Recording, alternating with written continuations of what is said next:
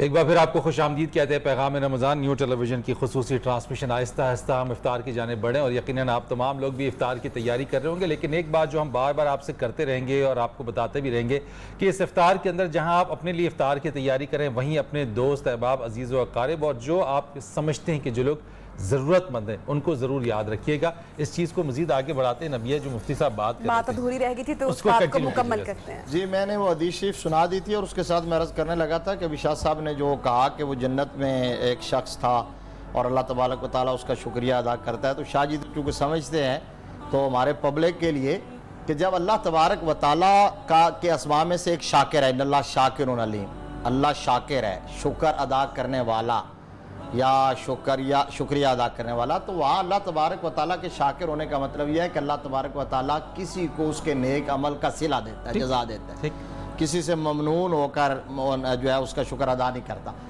اب جو دین کا اصل حصہ ہے وہ حقوق العباد والا جو زیادہ اہمیت کا حامل ہے اللہ کی رضا حاصل کرنے کے لیے اور خوشنودی کے حوالے سے۔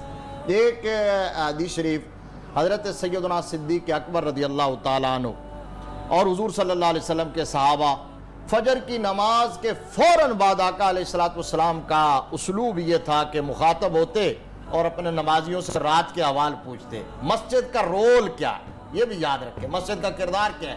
صرف یہ نہیں ہے کہ وہاں اذان دے نماز پڑھے اور بند، یہ ایک پورا کمیونٹی سینٹر ہے، اور اسلام کی تاریخ میں تو جو ہے وہ صدارتی محل بھی یہ تھا، پرائم منسٹر ہاؤس بھی یہ تھا، وفود سے ملاقاتیں بھی یہاں ہوتے تھی۔ بدقسمتی سے ہم نے آج ان کو سیاست سے الگ کر دیا۔ حضور صلی اللہ علیہ وسلم نے پوچھا اپنے صحابہ سے مخاطب ہو کے، ابھی یہ بات میں ریپیٹ کر رہا ہوں اور یہ ذہن نشین رکھنی ہے کہ ابھی فجر ہوئی ہے، تو فرمایا تم میں سے آج روزے دار کون ہے؟ سارے صحابہ خاموش تھے۔ صدیق اکبر بولے آقا میں۔ فرمایا تم میں سے آج کسی مسکین کو کھانا کھلا کے کون آیا ہے؟ سارے صحابہ خاموش تھے، عرض کیا آقا میں۔ تم میں سے آج کسی مریض کی عیادت کر کے کوئی آیا ہے؟ سارے صحابہ خاموش تھے، تاجدار صداقت نے عرض کیا جی میں۔ تم میں سے آج ابھی تو شروع ہی نہیں ہوا، یعنی عرفی یوم شروع ہوتا ہے طلوع شمس سے، شرعی دن شروع ہو گیا طلوع فجر سے۔ تم میں سے آج کوئی کسی کے جنازہ میں شرکت کر کے آیا ہے؟ عرض کیا جی میں۔ 4 سوال کیے، چاروں کے جواب میں ایک ہی زبان گویا ہوئی حضرت صدیق اکبر کی۔ اب میں کہنا یہ چاہتا ہوں کہ حقوق اللہ اور حقوق العباد میں تناسب کیا اور بیلنس کیسے کیا جاتا ہے۔ 4 سوال اور 4 جواب، ان چاروں میں سے ایک ہے حقوق اللہ سے متعلق، روزے سے متعلق، اور وہ بھی نفلی روزہ تھا، فرض ہی نہیں تھا۔ اگر فرض ہوتا تو پھر تو سارے ہی رکھ کے آئے ہوتے۔ تو باقی تینوں سوال جو ہیں وہ حقوق العباد سے متعلق ہے، بندوں کے حقوق سے متعلق ہے۔ اتنا خوشنودی رب میں امپورٹنٹ ہے۔ اللہ حدیث شریف یہ ہے، آقا علیہ السلام نے فرمایا الناس عیال اللہ واحب الناس انفعهم لعیالہ۔ فرمایا یہ لوگ اللہ کا کنبہ اور قبیلہ ہیں، اور اللہ کو زیادہ محبوب وہ ہوتا ہے جو اس کے قبیلے کے لیے زیادہ نفع کا سامان مہیا کرتا ہے۔ مفتی صاحب اسی میں سوال کروں گی کہ اگر کسی سے زیادتی ہو جاتی ہے اور کسی کا حق کھا لیا جاتا ہے، بے ایمانی کی جاتی ہے کسی کے ساتھ، اور اس شخص کی بددعا نہیں یا وہ اچھی بات بھی نہیں نکلتی دل سے، تو کیا ایسا شخص جو کہ ظالم ہے اس وقت مظلوم پہ، کیا وہ اپنا حساب دنیا میں دیکھ کے جائے گا؟ کیا وہ مظلوم اس کا انجام دیکھے گا یا وہ روز حشر ہی؟ یہ ایک تو بات یہ ہے کہ اگر وہ اس پر قادر نہیں ہے، وہ اپنا حق وصول نہیں کر سکتا، اس نے سارے چینل یوز کر لیے لیکن اس کے باوجود اس کو انصاف نہیں مل سکا اور اس کو یہ گھٹن ہے، تکلیف ہے، تو یہ روایات میں موجود ہے کہ اس وقت تک دنیا سے وہ جائے گا نہیں جب تک کہ اس کی حقیقت ظاہر نہیں ہو جائے گی اور وہ اپنا انجام دیکھ نہیں لے گا، ایک بات۔ اور پھر آخرت کے حوالے سے تو بڑا کیٹیگوریکل ہے۔ آقا علیہ السلام نے فرمایا، صحابہ سے پوچھا تم میں سے مفلس کون ہے؟ تو عرض کیا جی جس کے پاس مال و دولت نہ ہو؟ فرمایا نہیں۔ حضور صلی اللہ علیہ وسلم نے فرمایا نہیں۔ یا رسول اللہ پھر آپ بتائیں۔ فرمایا مفلس وہ ہے جو یہاں رہ کے نمازیں پڑھتا رہا اور روزے رکھتا رہا اور حج بھی کرتا رہا اور زکوٰۃ بھی ادا کرتا اور اپنے آپ کو بڑا نیک پاک سمجھے اور بالکل جنتی پکا ٹھکا بن کے جائے کہ میں تو جنتی ہوں، لیکن اس کے ساتھ ساتھ وہ لوگوں کو دکھ دیتا رہا، گالی دیتا رہا، تکلیف دیتا رہا، حق دباتا رہا۔ اب جب چلا جائے گا میدان معاشر میں تو جب جس کا اس نے حق دبایا ہوگا، جس کو پر ظلم کیا ہوگا، تنگ کیا ہوگا، اللہ تبارک و تعالیٰ اس کی ساری نیکیاں اس کے کھاتے میں ڈال دے گا۔ پھر بھی اگر کمپنسیٹ نہیں ہوگا تو اس کے گناہ اس کے نامہ اعمال میں لکھ دے گا. وہ جو جھولی بھر کے آیا تھا نیکیوں سے، اب جب خالی ہاتھ اور تہی دامن ہوگا اور ہاتھ ملتا ہوا رہ جائے گا، آقا علیہ السلام نے فرمایا اصل مفلس یہ ہے. اصل مفلس علامہ صاحب، اس سے پہلے کہ اختر صاحب کی طرف جائے، آپ مختصراً اس پہ مزید کر دیجئے گا کہ بعض اوقات انسان کے دل میں اللہ کی جو عبادات ہیں وہ کرتے ہوئے کہیں نہ کہیں سے یہ بھی پیدا ہو جاتا ہے، تکبر انسان میں آ جاتا ہے کہ میں مجھ اس سے کا بڑا زیادہ نیک بندہ ہوں، میں بڑا نیکوکار ہوں، میرے سے زیادہ سپیریئر کوئی نہیں ہے، مجھے اللہ کا قرب حاصل ہے، میں پہلی صف میں بھی جاتا ہوں، میں پہلی آذان پہ جاتا ہوں، آذان اولیٰ کے اوپر میں اس کی دربار میں حاضری دیتا ہوں، لیکن اس کے حقوق العباد والے معاملات جو ہیں وہ درست نہیں ہیں. تو ایسے انسان کے ساتھ کیا ہوگا؟ کیا دیکھیں، صرف عمل کرنے سے اور خاص طور پہ حقوق اللہ اس طرف ادا کرنے سے بندہ جنت میں کیا جائے گا؟ یہ تو قرآن پاک میں اللہ نے بیان فرمایا، اللہ تعالیٰ کا حدیث الغاشیہ، اور آگے فرمایا عاملۃ الناصبہ تسلا نارن حامیہ. عمل کرنے والے، اتنا زیادہ عمل کرنے والے کہ ناصبہ، عمل کرتے کرتے تھک جانے والے، لیکن نتیجہ کیا نکلے گا؟ تسلا نارن حامیہ، وہ جہنم میں جائیں گے. یحسبون انہم یحسنون صنعا، یہ دنیا میں سمجھتے ہم نیکیاں کماتے رہے. وقدمنا الی ما عملوا من عمل فجعلناه هباء منثورا، ہم ایسے ظالموں کی نیکیاں خود آگے بڑھ کر پکڑ کر ہوا میں پھریرے بنا کے اڑا دیں گے. یہ اللہ تعالیٰ قرآن پاک میں ارشاد فرما رہا ہے. تو یقیناً سچی بات ہے، اللہ کے بندوں کا دل دکھانے والے اور ان کی حقوق پر ڈاکے ڈالنے والے. حدیث یہ ابھی روزوں سے ہم گزر رہے رمضان میں، نبی صلی اللہ علیہ وسلم کی کیا حدیث ہے؟ فرمایا من لم یدع قول الزور والعمل به فلیس للہ حاجۃ فی ان یدع طعاما و شرابا. روزے کتنے فضائل ہیں، لیکن فرمایا جو بندہ روزے رکھ کر دوسروں کو جھوٹ بول کے دھوکہ دے رہا ہے، وہ قبول نہیں غیبت کر رہا ہوگا. ہے. اچھا شاہ صاحب، یہ تو حقوق العباد کی ہم نے بڑی کلیئر اس کے اوپر بات کر لی کہ معافی نہیں ہے. اگر آپ نے اللہ کے بندے کا دل دکھا دیا اور جب تک وہ بندہ آپ کو معاف نہیں کرے گا تو اس بندے کا رب بھی آپ کو معاف نہیں کرے گا، یہ کلیئر ہو گیا. ایک اور کہ اللہ تعالیٰ نے ہمیں جب اتنا عطا کیا ہوتا ہے اور پھر بھی ہم اس کی ناشکری کیے جاتے ہیں، اس پر آئیں گے، لیکن اختر صاحب سے پہلے کچھ کلام سن لیتے ہیں. جی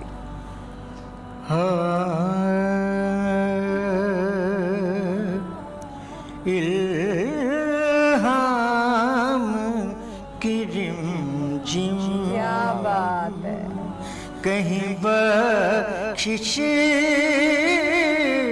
کی گھٹا ہے، یہ دل کا نگر ہے، یہ دل کا نگر ہے کہ مدینے کی فضا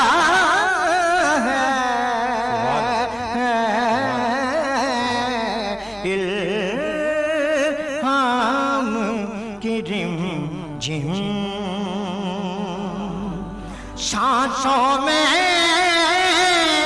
مہکتی ہے مناجات کی گلیاں،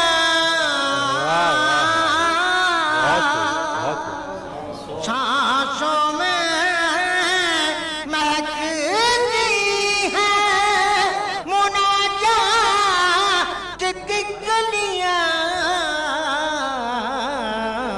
گلیوں کے کٹوروں پہ تیرا نام لکھا ہے، گلیوں کے کٹوروں پہ تیرا نام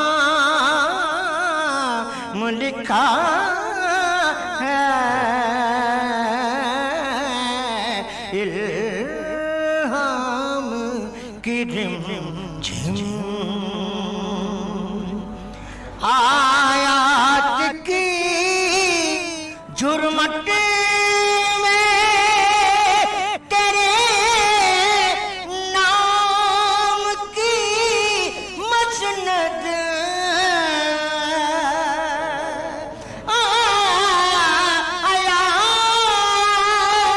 آیات کی جرمٹ میں تیرے نام کی مسند،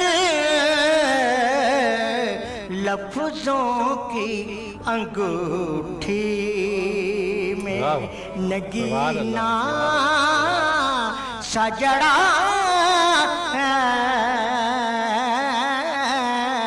लफ्जों की अंगूठी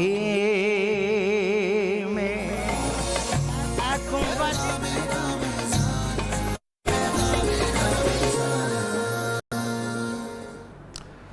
खुशामदीद आपको कहेंगे पैगाम रमज़ान की इस खुसूसी ट्रांसमिशन के अंदर, और अपनी इस सेगमेंट में जहाँ पर हम मुख्तसर से जहाँ पे इस ट्रांसमिशन के अंदर जहाँ बच्चों के लिए कहानियाँ, वहीं कुछ ऐसे वाक़यात, कुछ ऐसी चीज़ें जिसमें हम आम ज़िंदगी पे अगर हम देखें तो आज अखलाक़ी तौर के ऊपर हमारे माशरे के अंदर हम उसमें बहुत पीछे हट चुके हैं, बहुत दूर जा चुके हैं।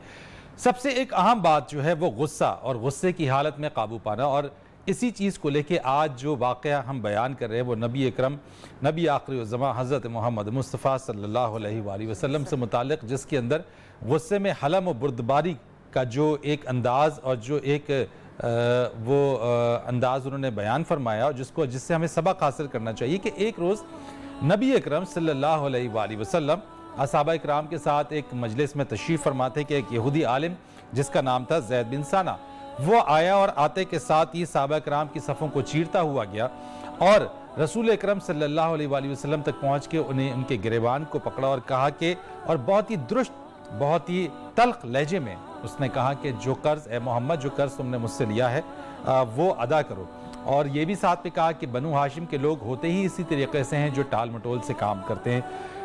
रसूल अकरम सल्लल्लाहु अलैहि वसल्लम ने इस यहूदी से कुछ दरहम कर्ज़ ले रखे थे, और अभी इस कर्ज़ का जो अदायगी का वक्त था वो अभी बाकी था, अभी वो वक्त नहीं आया था जिस पर वो कर्ज़ वापस करना था।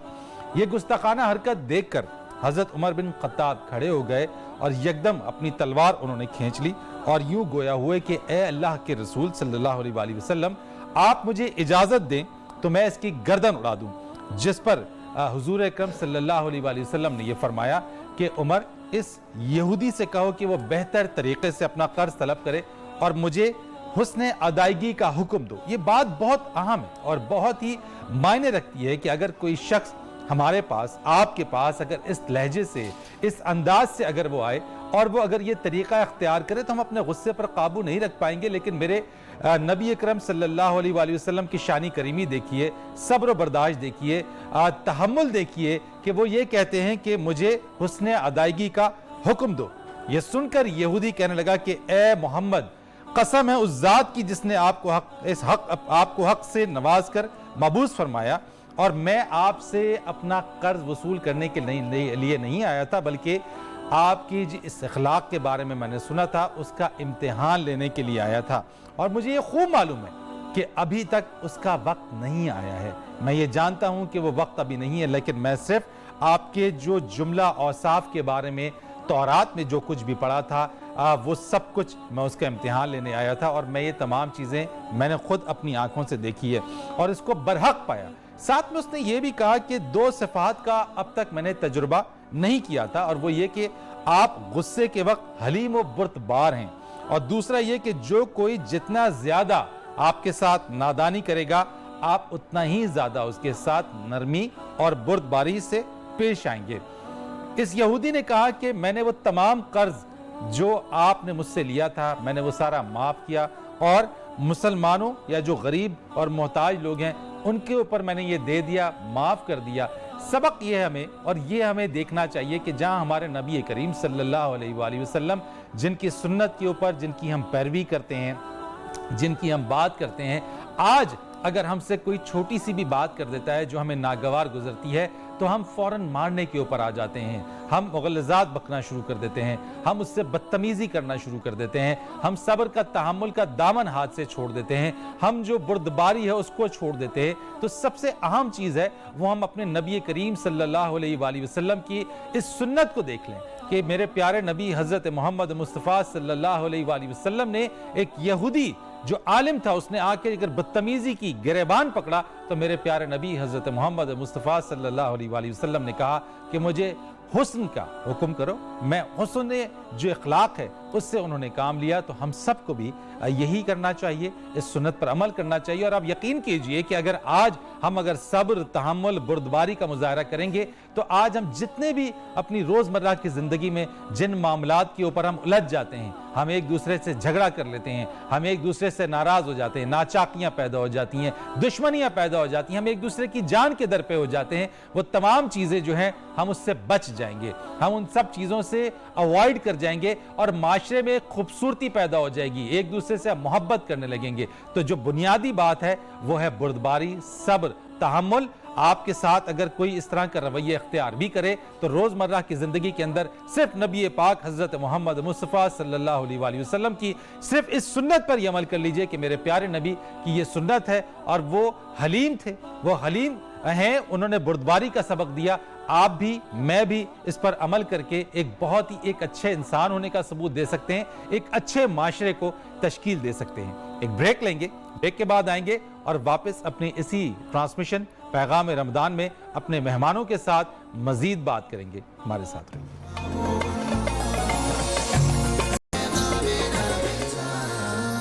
Welcome back. بریک کے بعد ایک مرتبہ پھر سے آپ کو اپنی اس خصوصی نشریات میں خوش آمدید کہتے ہیں. اور شاہ صاحب, بریک پر جانے سے پہلے ایک سوال میں نے آپ کے لیے چھوڑا تھا, اور وہ سوال یہ تھا کہ اللہ تعالیٰ نے تو ہمیں, اگر ہم اس کی نعمتوں کا شکر ادا کریں تو کر ہی سکتے ہیں نا, مطلب کہ پانی, یہ چشمے, یہ پہاڑ, جس دنیا میں ہم لوگ رہتے ہیں, لذت دار ہمارے پاس میوے, اگر ہم ان چیزوں سے بھی ذرا ہٹ کر سوچیں تو اللہ تعالیٰ نے جو ہمیں صحت مند جسم عطا کیا ہے, جو بینائی دی ہے, جو سماعت کی طاقت دی ہے, ہمارے ہاتھ پیر سلامت ہیں, لیکن ہم ان تمام چیزوں کو بھولے ہوئے ہیں اور پھر بھی ایک دوڑ میں لگے ہوئے ہیں. تو کیا یہ ناشکری نہیں ہے؟